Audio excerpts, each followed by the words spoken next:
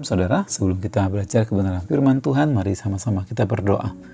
Tuhan, terima kasih buat kesempatan kami untuk belajar kebenaran firman Tuhan.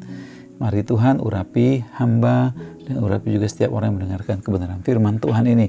Sehingga firman-Mu ini menguatkan kami, meneguhkan kami dan membuat kami semakin melangkah maju untuk mengikut Engkau Tuhan dengan sungguh-sungguh, lebih sungguh lagi semakin hari.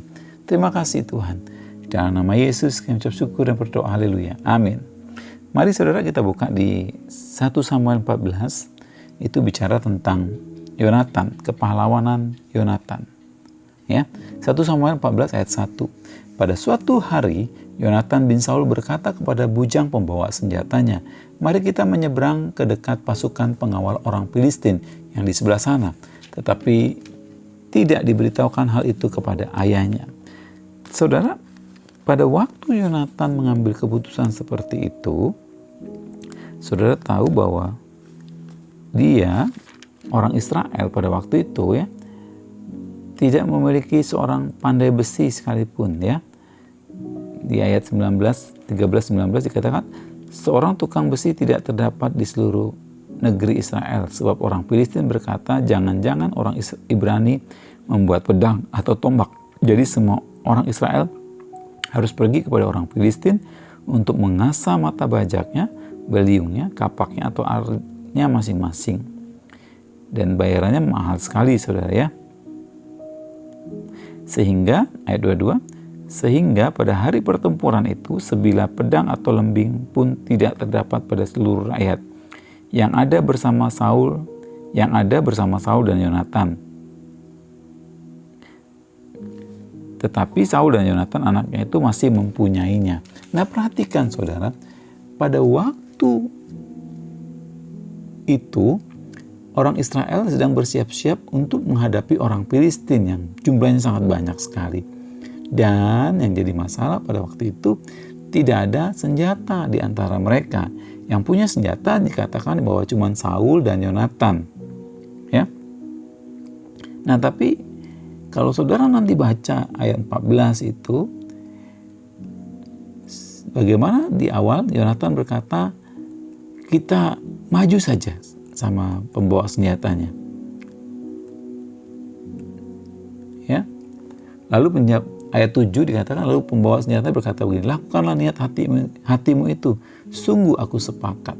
Nah kemudian kalau kita baca saudara, akhirnya Yonatan maju dan dia berperang dengan pembawa senjatanya saja, dengan bujangnya itu, menghadapi orang-orang Filistin.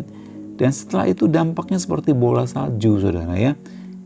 Kekalahan yang dialami orang Filistin pada waktu menghadapi Yonatan yang cuma berdua dengan pembawa senjatanya itu terus bergulir, membuat mereka takut dan mereka gentar saudara. Nah akhirnya bangsa Israel mengalami kemenangan. Nah kenapa ini bisa terjadi saudara? Yang kita bisa belajar dari sini adalah begini.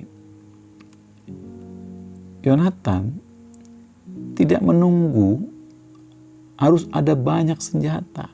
Si Yonatan tidak menunggu harus ada banyak orang yang siap berperang.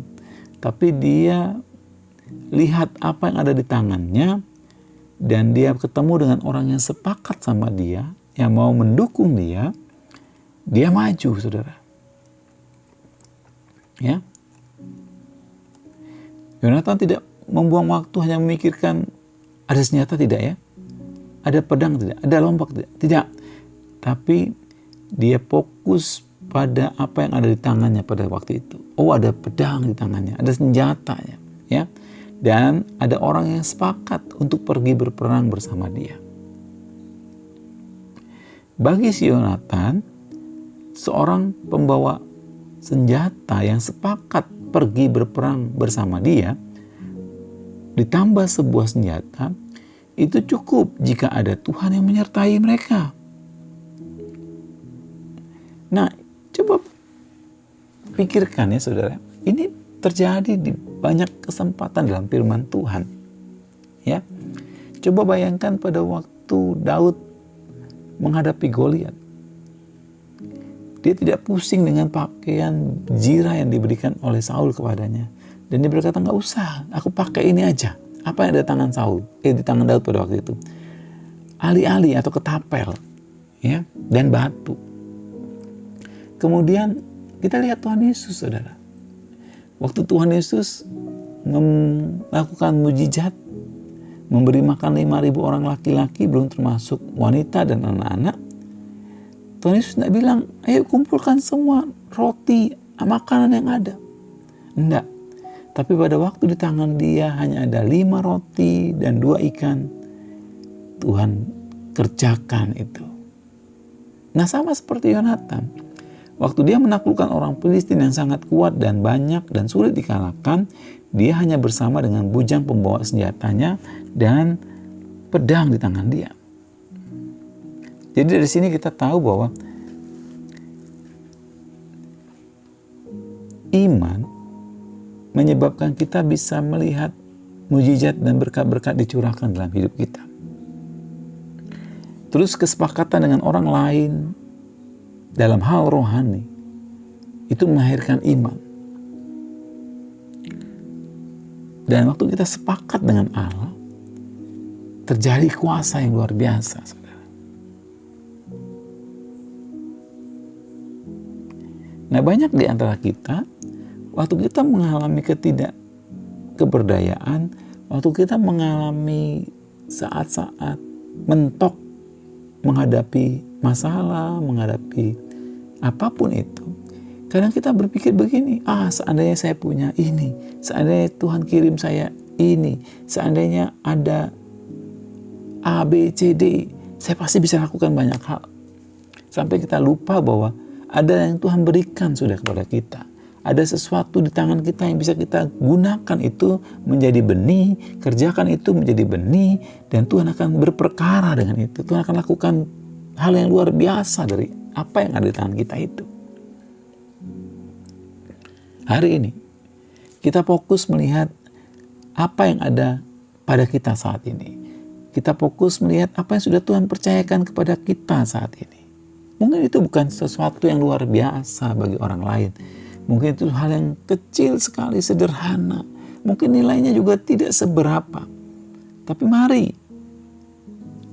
waktu kita mau belajar fokus dengan apa yang sudah Tuhan percayakan kepada kita, dan kita sepakat sama Tuhan, kita kerjakan bagian kita, saya percaya terjadi sesuatu yang luar biasa dalam kehidupan kita. Ya. Yang pertama, Tuhan memberikan kita firman Tuhan. Yang kedua, Tuhan memberikan kita Roh Kudus. Dan kemudian Tuhan memberikan tempat buat kita ibadah, bersekutu, dan mempunyai keluarga rohani yang boleh saling membangun dan menguatkan kita semua.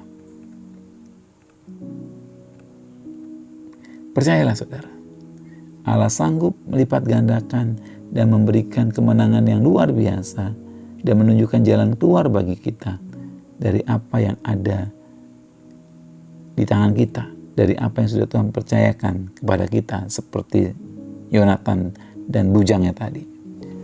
Tuhan Yesus memberkati.